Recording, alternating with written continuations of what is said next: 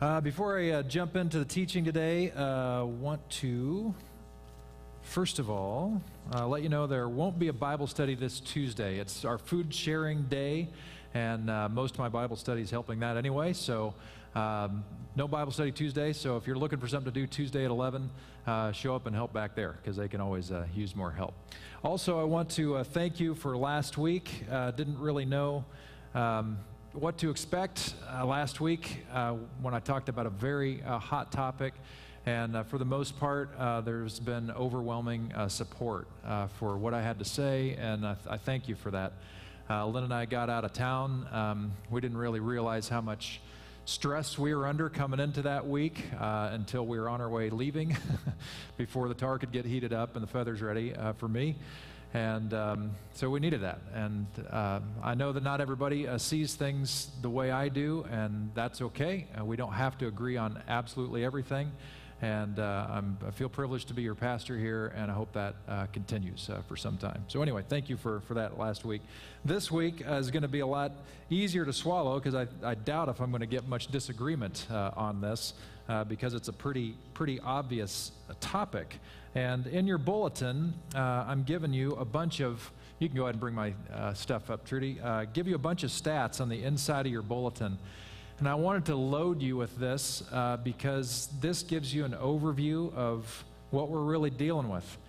I just want to point out a couple of these. I'm not going to go over all of them because you can read, but the second stat down, 2/3 of college-age men and half of college-age women say viewing porn is an acceptable way to express one's sexuality. So that's the prevailing current in our culture. There's an okayness about it. A little further down, about 2/3 way down, when hundreds of scenes were analyzed from the 50 top-selling adult films, 88% of scenes contained acts of physical aggression, and 49% of scenes contain verbal aggression. And we're going to talk about how that plays out in real life in a minute. Down at the very bottom, those who are happily married are 61% less likely to look at porn. And I wonder why that is. We'll talk a little about that. Up on the next page, the last one I want to read. Regular church attenders are 26% less likely to look at porn than non-attenders. But those self-identified as fundamentalists are 91% more likely to look at porn. So I see two things here. One is coming to church, being a part of a faith community. We already know that the stats are very clear on that. The more regular you are in your church attendance, generally the happier people are, the more satisfied, at peace people feel. It's because you're getting a booster shot every week of community, a little bit of God thrown in there, and it keeps you going. So I think that explains why among regular church attenders, why there's less prevalence toward porn. But I think there's also a reason why 91% of fundamentalists are 91% more likely to look at porn, and that is, in a fundamentalist church, you're never going to do an 8-week series on sex like we are here, because you only need one line if you're a fundamentalist, and you only need one word, and that's no, because that's about as far as it goes. And I don't think that really deals with the complexity of sexuality. I think that's a kind of a rigid black and white way to think about the whole thing, and when we try to force sexuality into a rigid black and white, this is the box, I think we find out that human beings don't really work that way, and that comes out in various ways. So that's my hunch on why that is, and I want to talk to you about this today.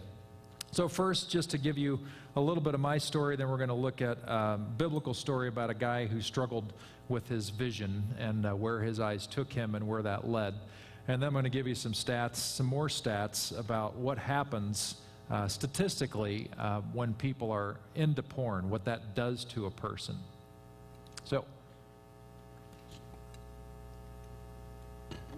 I can't remember how old I was exactly when I was first introduced to pornography. I grew up in a church home, pastor's home. There was no porn in our house. Well, none that my parents knew about. In other words, there were no subscriptions coming into our home. That was not a part of our world. But we did have somebody that subscribed to Playboy that we would see on occasion. And I had to be pre-kindergarten the first time I saw it. And I didn't even know what the big deal was, honestly, because when you're in pre-kindergarten, it just sort of the world is just all this nice, fuzzy, happy place. But what I did recognize is that the people who were showing it to me knew that this was a secret operation, that the adults in the house were not to know that we were looking at this stuff. And that made it very attractive. So while the images in the Playboy on the centerfold really were kind of lost on me with my age, just because I didn't have the capacity to really think about what I was looking at or know what I was looking at, really. I couldn't understand why anybody would want to take off their clothes and have somebody take pictures of them. What I did notice is that the people around me seemed to be very excited about this. That was my introduction. Couple that with a household much like most people's, where we never talked about sex in the house. There was no sex education, really, because you just didn't talk about it. And over the weeks when I've asked you and different groups, that's kind of the way it is for most people. There's not much communication at all about sexuality. So I grew up in the 80s, grade school, and graduated in high school in the 1980s. Yes, I'm that old. And in the 80s, it was a different game than it is today. The only thing you really had was print material. A couple of friends might have been able to get their hands on some videos. And a lot of my sex education came in the form of a magazine here and there that somebody would get passed around. And honestly, I didn't know what was happening to me, because you don't realize what is happening to you when you're in the middle of it. It's only in retrospect that you can look back and identify some of the things that some research has borne out that were taking place in me. I had no idea. But I'm going to talk about those things. So I wanted to tell you that, and I've tried to be transparent about this with you over all my years here, that I have no saintly past to uphold. I'm a pretty regular person and experience some very regular things in life that a lot of people experience, and things I wish I could redo and undo. And pornography is one of those things that if I could go back and shield my eyes and slap around the people who introduced them to me and shake them and say, what are you thinking? And exposing me at that age to this stuff. Do you have any idea how that jacked with me? I would love to do that. So if any of you have a time machine and can loan me the keys, I'd love to go do that. So let's take a look at a passage from the Old Testament. This is actually quite a famous passage that many people have heard. Let me just read it with you. In the spring of the year, when kings normally go out to war, yes, people normally went out to war in the spring, David, this is King David, sent Joab and the Israelite army to fight the Ammonites. They destroyed the Ammonite army and laid siege to the city of Rabbah. What that meant was they were camping outside of Rabbah, and they were going to wait until the supplies dried up in Rabbah, and then they would be easy targets, or they would just give up, the people in the city. So they're going to be hanging out away from the city for some time, all the guys camping out in the desert. However, David stayed behind in Jerusalem. Now, this is really, really important for you to remember now. Remember what I told you earlier about David. This guy is a warrior. This is what he loves to do, is to go into battle and kick some tail. And he's not out there with the guys. He's not doing his manly thing out there. He's at home, doing his kingly stuff in Jerusalem, while all of his friends and all the people are doing the stuff that he loves to do. What I want to share with you in that, you remember he said, my depression deepens. Well, I think he had the full gamut of emotions at play. And I think he wasn't in his zone for a period of time. And he knew it, and it was catching up with him. So late one afternoon, after his midday rest, take notes. It's good to take a nap in the afternoon. After his nap, David got out of bed and was walking on the roof of the palace. As he looked out over the city, he noticed a woman of unusual beauty taking a bath. He sent someone to find out who she was, and he was told, she is Bathsheba, the daughter of Eliam and the wife of Uriah the Hittite. Uriah the Hittite, by the way, was not home because he was at battle. He was laying siege to Rabbah some distance away. So now you have another person who's not quite themselves. Some of you have had loved ones who have served at times of war, and they're away and you don't hear from them as often as you like, and it messes with your head. You worry about them, you're not yourself. You have an anxiety that just is present because you want to know that they're okay. Bathsheba was not on her game either. And both of them found themselves in quite a pickle. Bathsheba figured out that she was an eye shot of the king. She also figured out that the king had a pattern. That he'd go about his business, then in the afternoon he'd take a nap, and every time he woke up, he'd be walking around the rooftop of his palace checking out the city. Do you think it's an accident that Bathsheba just happened to be taking a bath? Do you want to guess maybe Bathsheba took more than one bath after David's midday nap? Come on. She knew what she was doing. You have two people here who are playing together, playing out of their weakness, out of their brokenness. And they went for it. So what happens? David sent messengers to get her. And when she came to the palace, he slept with her. They both got what they thought they wanted.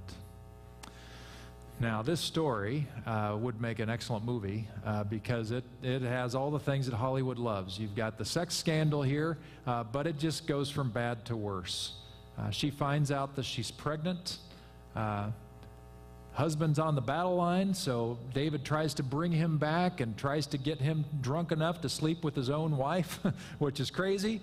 But he won't because he's too much of an honorable man to sleep with his wife when all of his buddies are having to go without on the battle line. So he maintains his chastity even with his wife. Even though the king has ordered him, go be a good husband to your wife, he won't do it because he has that kind of honor. And finally, David's realizing, man, we got to do something here. So he has him killed on the battlefield, has him set up to die. Not a pretty picture. Bathsheba gives birth to their child, a boy, who dies fairly soon thereafter. Now what? Well, the story isn't totally shot. They are married, and Bathsheba gives birth to another child, and they name him Solomon, and he becomes successor to the throne. Interestingly, while he is commended as the wisest king that ever lived, the wisest man that ever lived, he had a little problem with his eyes as well. It's funny how these things are sort of generational. He's the one that's accredited with, well, too many wives and concubines to really count. So this is David, and this is a guy whose eyes wandered, and he got himself into trouble because of it. And we look at this and think, oh, but come on, that's a whole different story. Well, is it? Is it possible that what we do with our eyes and what we do now within the privacy of our own home, because the industry has changed, now if you have a smartphone, you have far more available to you at any time of the day, more than you can ever view. It's free, so we say, and it's private. Much different than when I was a kid.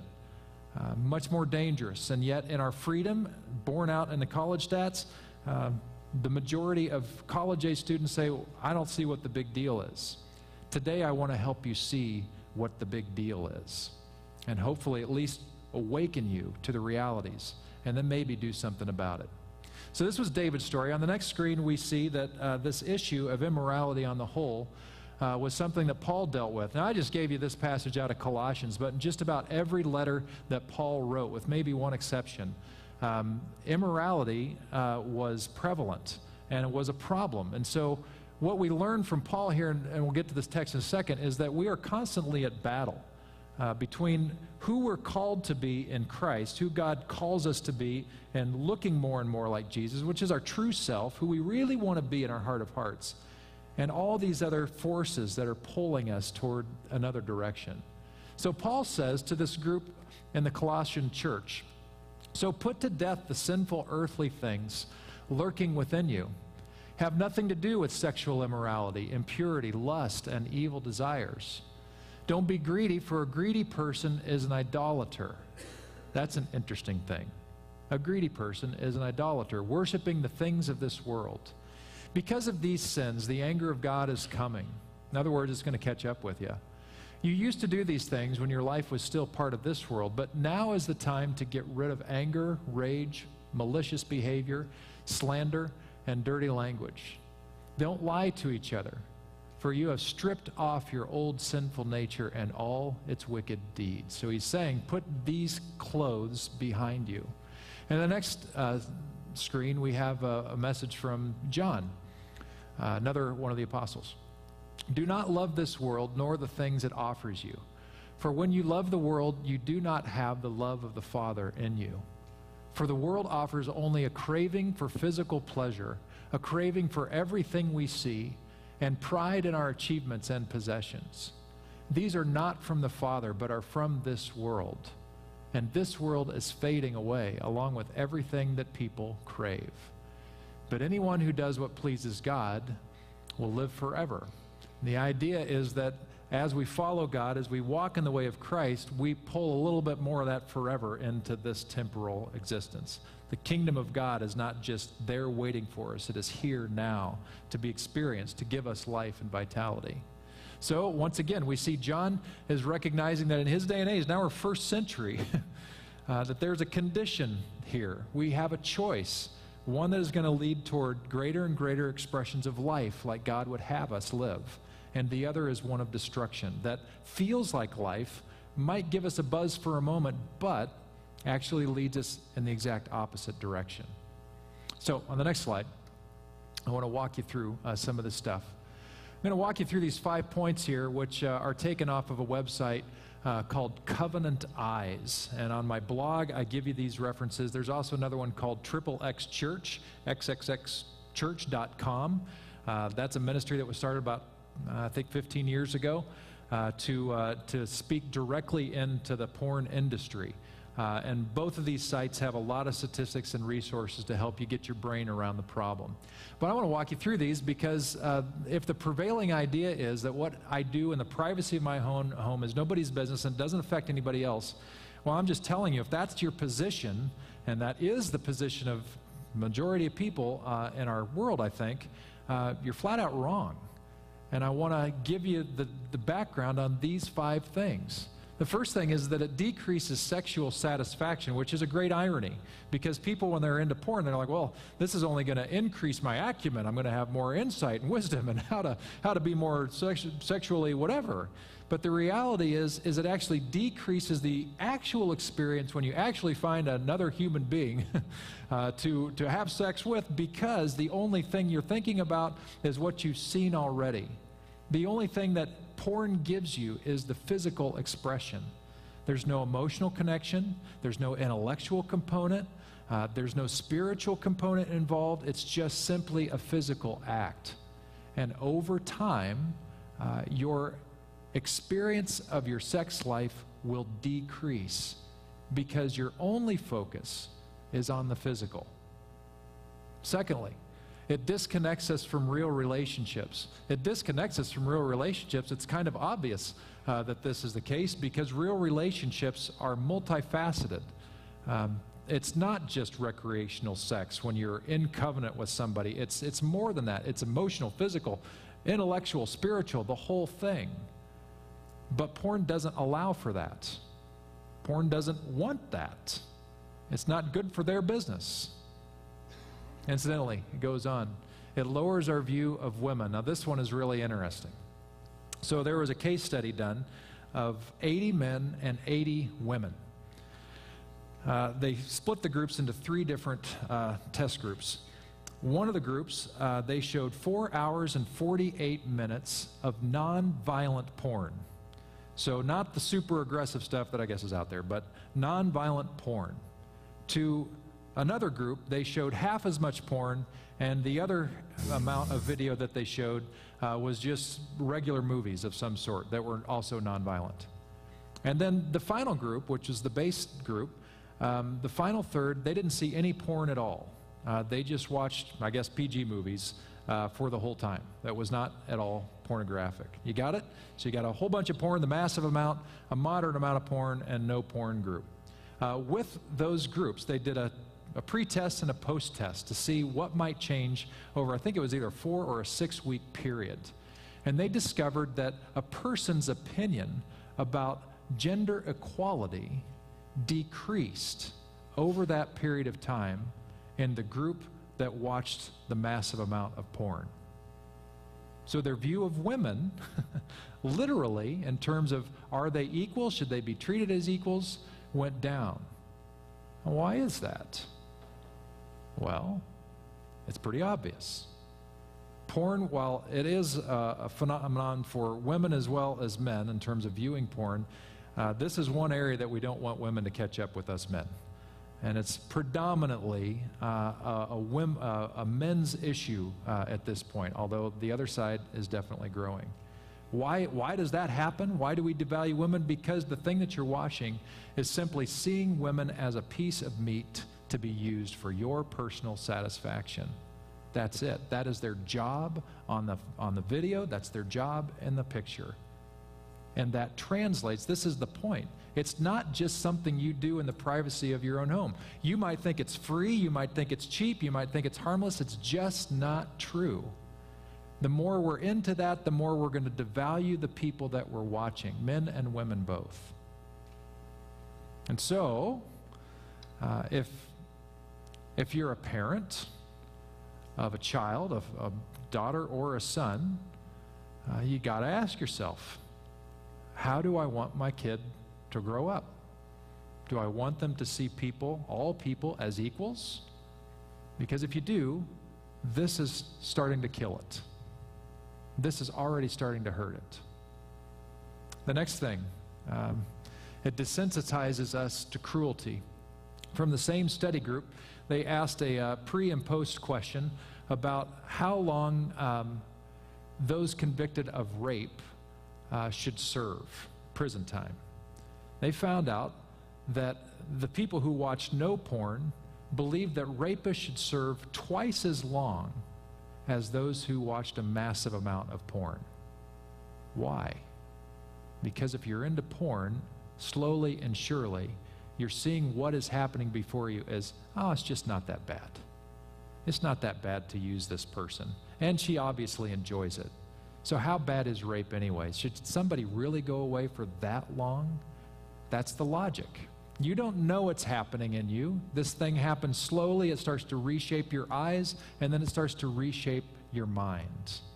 And of course, the problem is that it makes you want to watch more porn. You're stimulating a physical reality in your brain, much like any other addictions. The chemicals are released. You think you're getting your quick fix. Your mind remembers, this is where I had this feeling. And so you might think everything's okay, but then eventually your mind is saying, I want that feeling back. And you're going to go to the source. We know this is true for other forms of addiction, and it's true for those who find themselves addicted to porn. Porn is not benign. Porn impacts you, and it eventually impacts the people around you. One of the stats in your bulletin, the American Academy of Matrimonial Lawyers reports that 56% of divorce cases involve one party having an obsessive interest in pornographic websites. It jacks with the person. So what I'm thinking about as I'm watching or reading about this stuff, I'm thinking about what Paul has to say to the Colossian church. This is right where he picks up after he left off just a moment ago.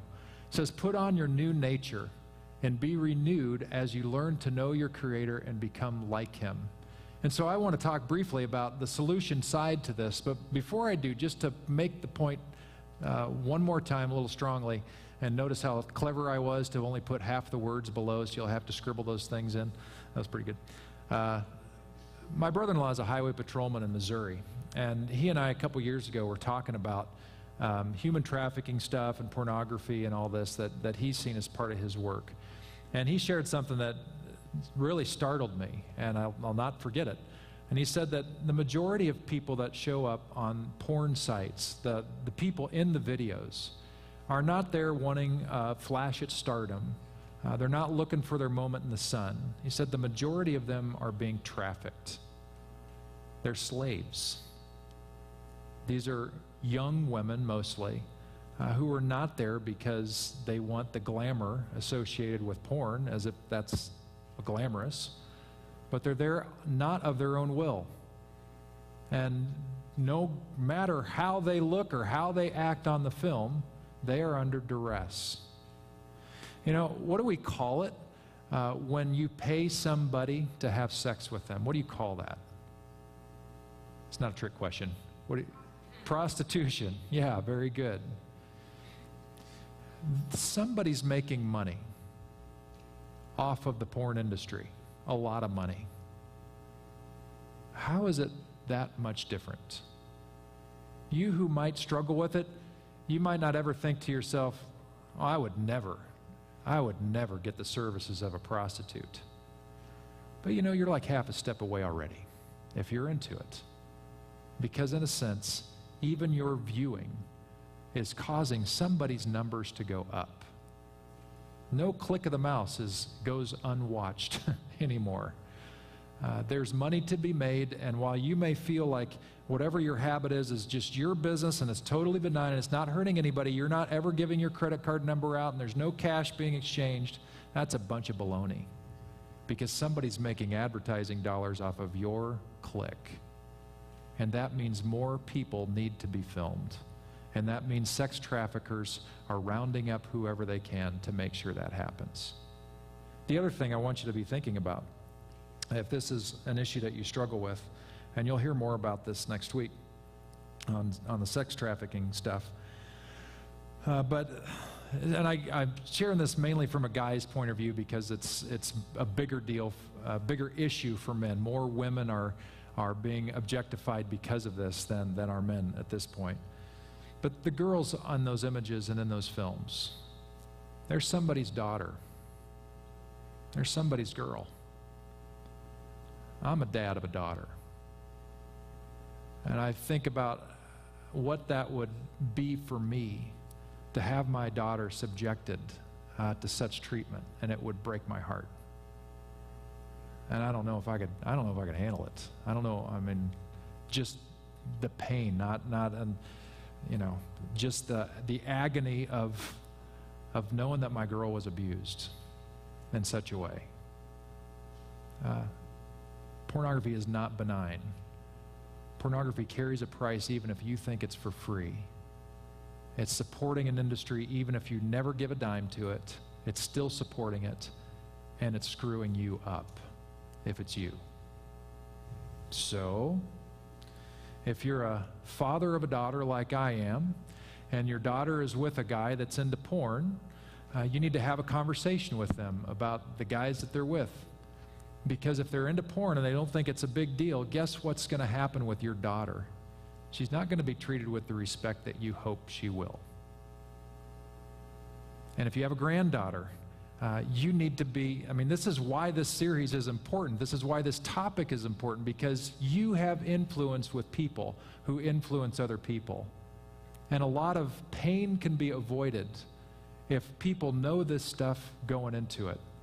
That it's not benign, that it affects lives, it hurts people. And if it's your daughter or your granddaughter that's associated with somebody, or son or grandson that's associated with people who are into porn or in relationships with that, they're not going to be treated well. And it's only going to get worse until it gets fixed. So I think about King David. And the things that aren't here that I know you're dying to write down is that there's freedom for this. And it comes from three things, I think. And these are sort of broad strokes, but they all work together. And the first way toward freedom in this is to pray, is to realize that there's a problem here that is bigger than you are, that it's gone into a mode, especially if you recognize a pattern in your life where it keeps coming back. If it's an addictive thing, you are powerless against it. I've sat down the hall from enough meetings in this church that are happening for people recovering from narcotics or alcohol to know that that is one of the statements, is we recognize that we were powerless against this thing called alcoholism. They recognize they have a problem, and they realize that they need help to do it. And so seeking God, praying, That's why I shared that prayer with you, recognizing that you need help, that you need renewal helps, and why coming to church actually makes a difference for you. You know, in the early years, we didn't have that many groups that were meeting on our campus for recovery. And then we just decided that we needed to really take our community seriously in terms of serving the community, and so we opened up our campus to groups, and now we have, I don't know, 24 different groups meeting here throughout the week, and I love it.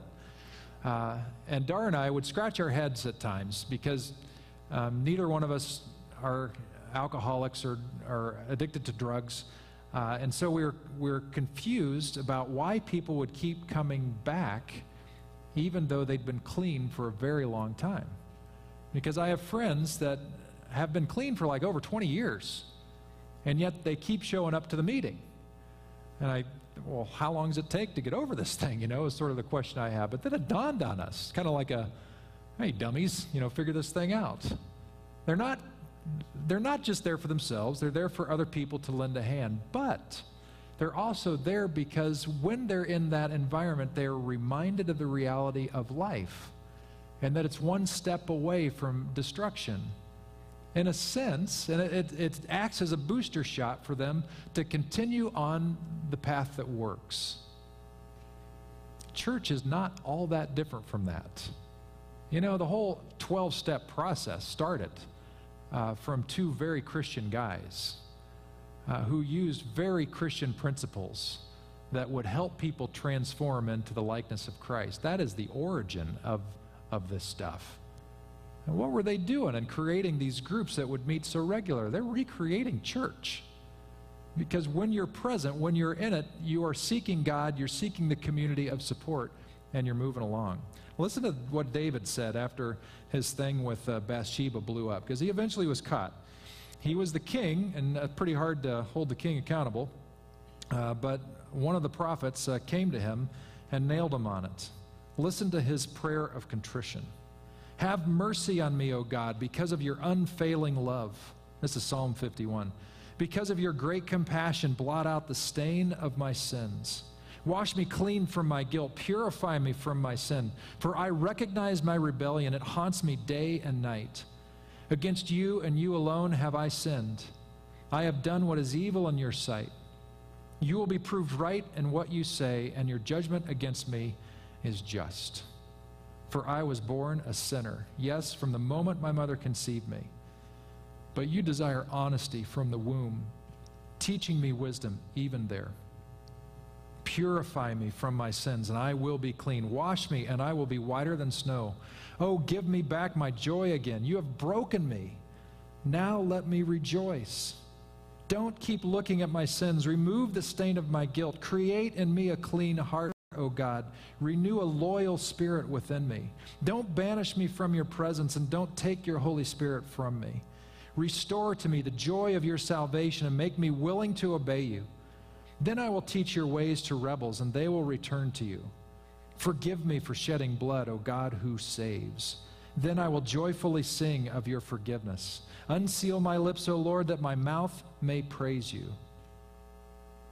You do not desire a sacrifice, or I would offer one.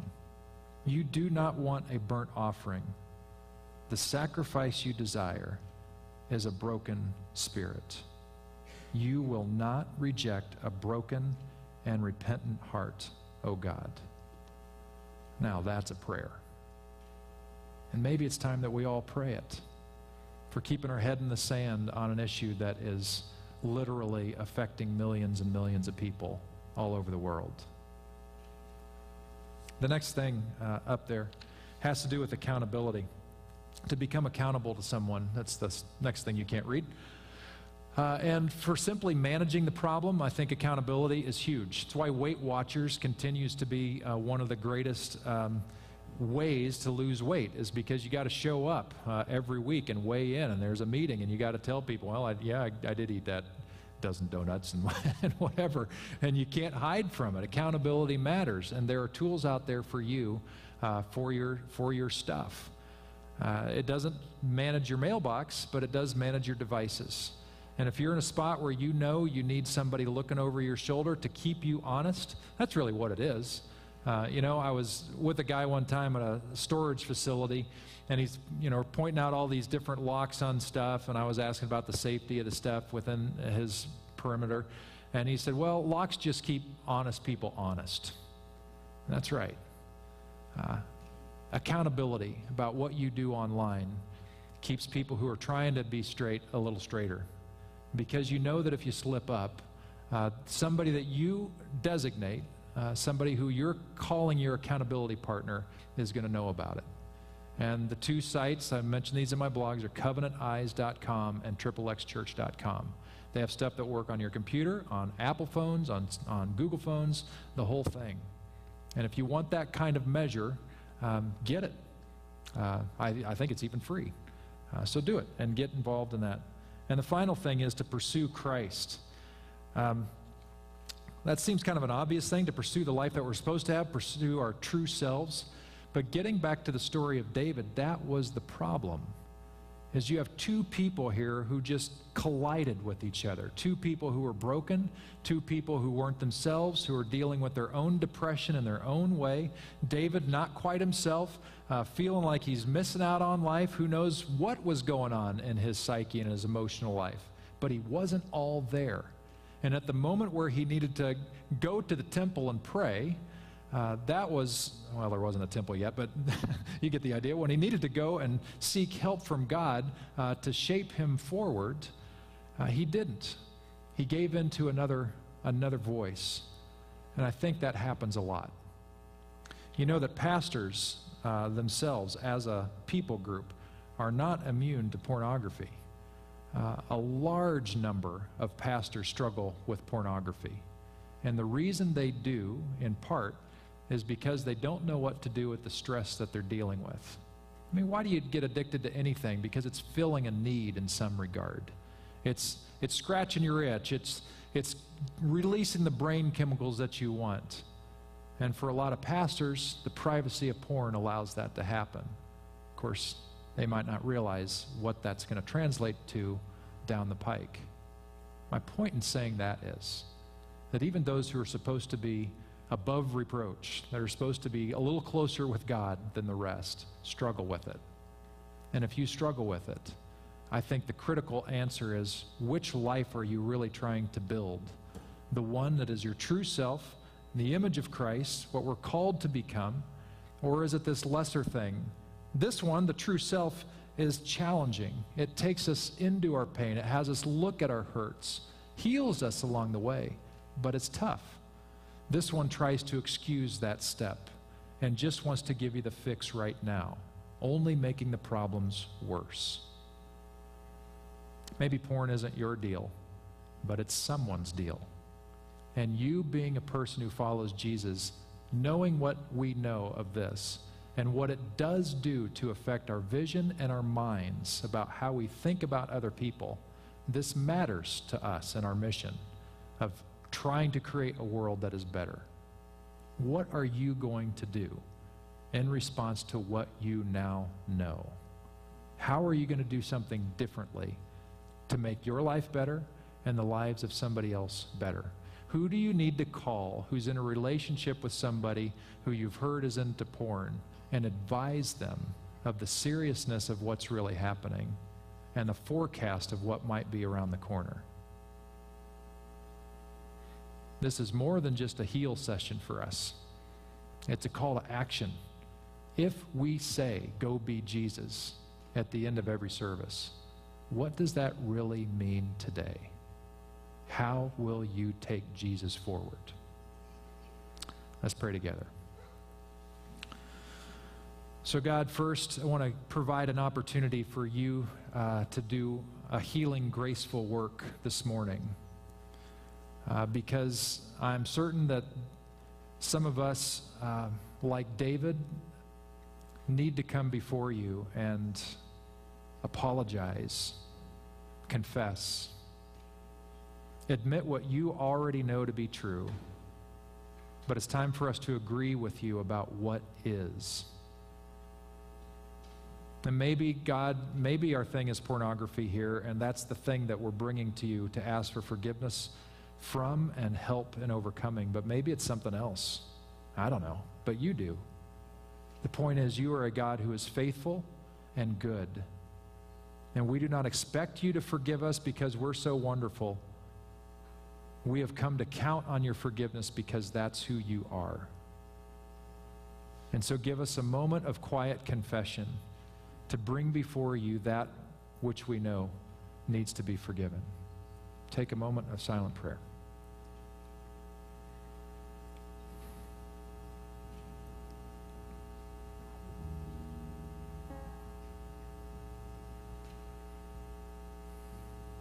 God, as we walk in your forgiveness, may you begin to heal our eyes and begin to see people as your children who are deserving of respect and dignity and love, the fullness of life, not to be dwindled down to a physical act or a piece of meat. Renew our minds and hearts that we might see the world as you see them. And I pray that your Spirit would dump on crosswalkers here today, that we would not leave this place thinking, oh, that's a nice sermon for somebody. I pray that we would take the message out to a world that is blind to the atrocity that is happening right in front of their screens. And I pray that we will speak truth where there is darkness and shed light where there is darkness, that freedom would prevail and that healing would come. I pray for the girls mostly who are being trafficked, and I pray for their continued courage and strength. I pray for a way out, that they'll know to take it and find refuge in somebody who cares. May we be such a people to support such a venture. I ask all this in Jesus' name. Amen. Well, thank you for coming. We have one final song that Jennifer's going to lead us in, and then as we do, we're going to collect our offering today. If you are supportive of what Crosswalk's all about and our vibe, then your support means a lot, and we need it.